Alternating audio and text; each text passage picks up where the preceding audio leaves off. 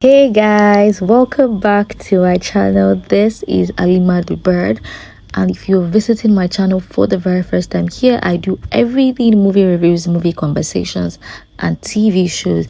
And if you're interested in that type of content, please stay, please watch this video and my other videos as well. You can decide to check my channel. You see so many content that you fall in love with. Anyways guys, there's this new series on African magic, and I thought I would be doing a weekly review of it. It started 3 weeks ago actually, because 3 episodes have dropped. It's called Slum King, and it has some of our favorite Nollywood faces in it. We have Tobi Bakre, we have Balaji Ogumola, we have Akintoba, Adeoluwa, the guy that acted Sister, if you can remember. We have Kayode Ojolakwe, the one in Ijogbon. We have Teniola Oladeshe. We have Kanayo. We have a number of actors. We're going to get into it, Sha. But I just want to tell you that I am going to be going into details of everything you should know about the show. Week after week, I'm going to come in here and give you guys all the tea, right? My opinions, what I expect for the next episode, and basically just, my thoughts generally, right? So guys, this video, I'm going to be talking about episode 1 of Slum King. So the synopsis of the film talks about Edafe and his family, his upbringing, his growth in Orolede. So Orolede is like a small town, more like a slum, environment, right?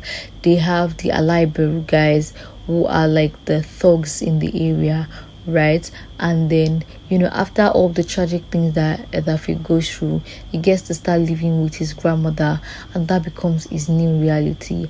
And while he lives with his grandmother, his life takes on from there. He meets new people, he starts new friendship, and he just becomes a totally different person. In the first episode now, we're introduced to MS character. I don't even know his name yet, right? And he was being beaten by a thug. And then this certain person, they just call him Maje. He walks in, somebody else on the side is calling him Edafe. That person looks like his father, because when he starts speaking to the person, he's like, oh, my family died, blah, blah, blah. It's like talking in parable. And I'm like, I don't understand what's going on here. But definitely that was his late father's body. So he was probably just hallucinating, right? But to be honest, it was a solid intro. Edafe was trying to face this thug. He was trying to, talk to MS's character, and then a character on this side who happens to be his father's dead body is trying to scold him and tell him, don't do this, don't do that. I'm like, okay, I am sold. I am ready for this.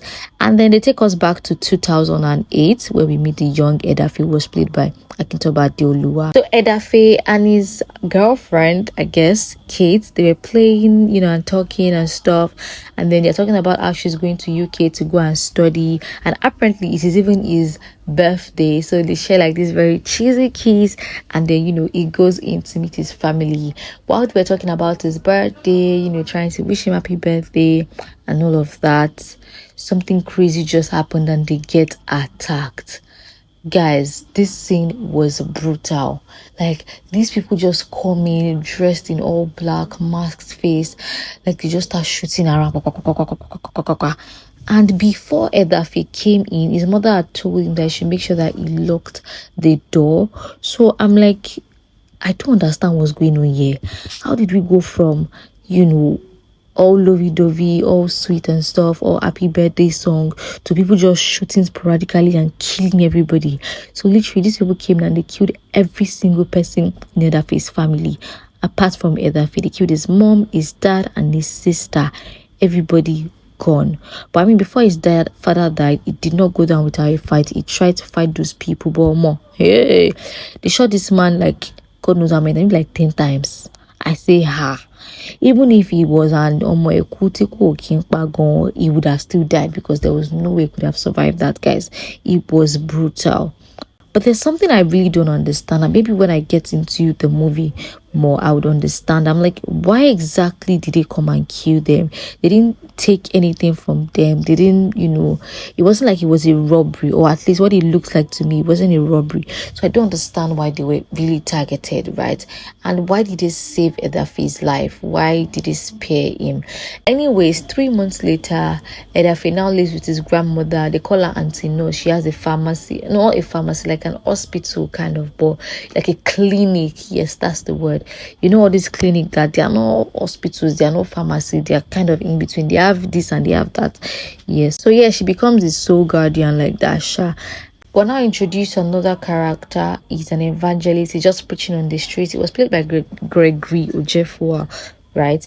He's preaching, and we realize that he is the father of Yagazi and Friday. Yagazi and Friday are the two young people that attend the same school as Edafe. We'll get into their characters much later, Sha. But we realize that this evangelist man actually beats his wife. A very, very useless man. You that you went outside to go and preach. I mean, even from his preachings, you can tell that he's going to be a terrible person. Rubbish. Anyway, back to Edafe. Like I said, he already lives with his grandmother.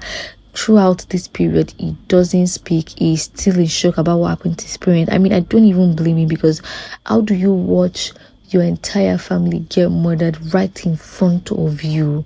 Like, how do you recover from something like that? Now he has just this gloomy face. He doesn't speak to anybody. He's literally still in shock.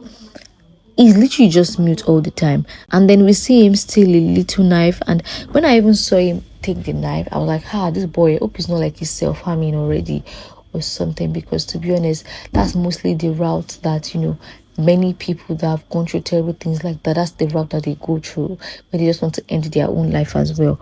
But he tried to attack his grandma. When you are living constantly in fear, it's crazy, sharp.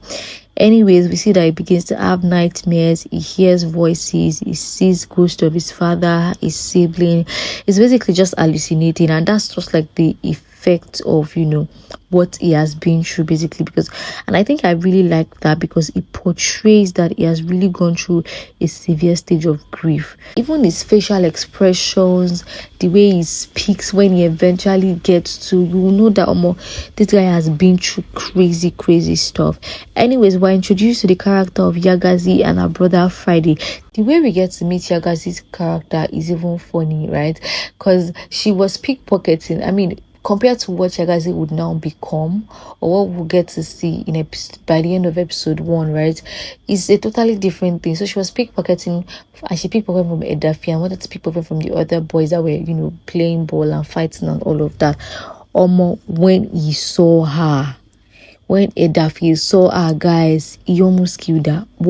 He chased her till the ends of the earth and made sure that he almost got his money back. If not for the intervention of Friday, that's Yagazi's brother, he would have beat Shaggy out of her body.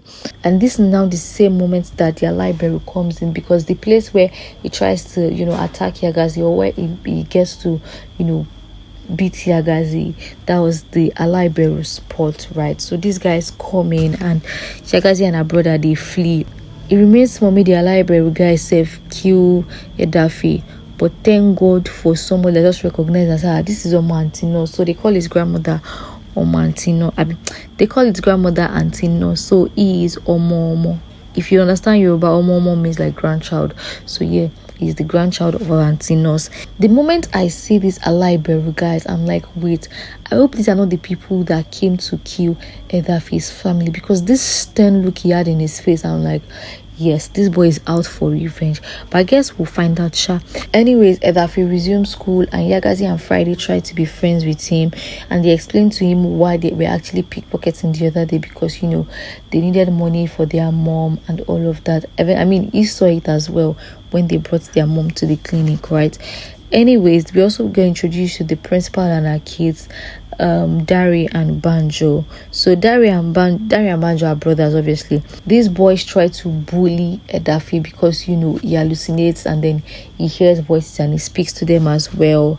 They try to just use his condition to bully him, but Edafe really doesn't care. He joins the football team because there's this scholarship opportunity that opens up for the best footballer to go to UK. And if you guys can remember, his girlfriend, guys, Kate, that one too, they go UK, she's going to study. So I mean, it would be really nice for he and Kate to, you know, reconnect and become lovers again. I really like that kind of plot twist to shall happen. It's Vows Day, oh guys, Valentine is coming, genge, Valentine is coming. Almost everybody just they call it breakfast here and there. So Banjo tried to vow Yagazi. Yagazi said no. She collected the gift that Banjo gave her. She went to go and give Edafe. Edafe said, "You are just like a sister to me." I say, ha, Edafe, why you do that now? And he now did it in front of people, guys. Anyways, Kaima tries to gift Friday. Friday says no. Guys, this breakfast, it go touch everybody. Then since Banjo was, you know, rejected by Yagazi and Kaima was rejected by Friday, both of them now decided to vow each other now. This vow thing, it go cause kasala. Then Mr. Pastor, Mr. Evangelist, his own vow, the way he was going to do his own vow was to go and beat his wife. He got home, his wife served him food. He's saying, Kiniko, this is what you are going to give your husband on Valentine's Day. He starts to beat the woman, and in the heat of the moment, Yagazi and Friday, they come in at that same moment and then they attack him. Then Yagazi uses a pestle to eat him and he dies, guys. Yagazi killed her father. And I mean, I know that it was self-defense, so I don't even blame her. But like, you know, the trauma they are going to have to live with. Like, it's crazy when victims of domestic violence cannot speak up, they cannot express themselves, because obviously people are going to condemn them, or people are going to say, oh, why'd you do this, why'd you do that? Anyways, that's what happened in the entirety of episode 1. So for me, casting worked. I really like the cast so far. The young characters, you look quite young, you know, they look like secondary school kids. The other characters too, the acting is good so far. I'm enjoying it. I hope that episode 2 is promising. In episode 2, what I'm looking forward to is how people are going to find out about Evangelist's death. I'm also looking forward to, you know, Kaima and Banjo's relationship, where it's going to go from here. I'm also looking forward to Edafe and the scholarship opportunity that's opened up for him. And then the whole Orelede, the whole Alaiberry thingy as well. Anyway, so far I am enjoying Slum King. Are you watching the show? Did you like it so far? What do you think about it? Let me know in the comment section. And I'm gonna see you guys in episode 2 of Slum King. Please make sure you check it out on African Magic Showcase. If you do not have African Magic Showcase, or you know that you probably not have time to watch it because it airs every Sunday 8 p.m, you can get the DSTV stream app and watch it from there. Just catch up. That's how I do actually, because I'm actually just watching. I'm just catching up on it now. Anyways, guys, bye. I'm gonna see you guys in my next video.